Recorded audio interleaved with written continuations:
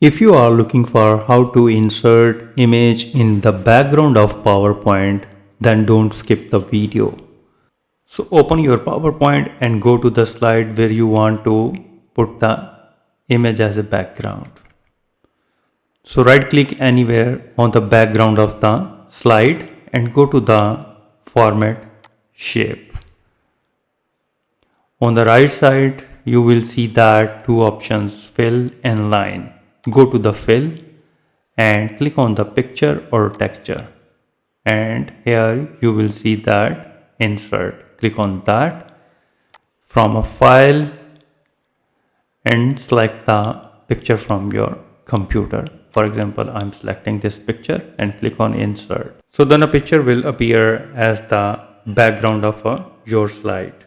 Another way is that click on the insert on the top menu bar, click on the picture and click the this device and select the image.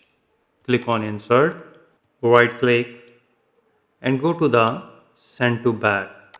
Click send to back and again right click and again send to back. And now resize it and adjust according to the your slide.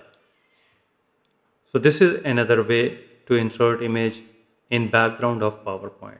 So you can apply any one of the method which you think is easy. So if you think this video helps to understand the process, please support my channel. Thanks for watching.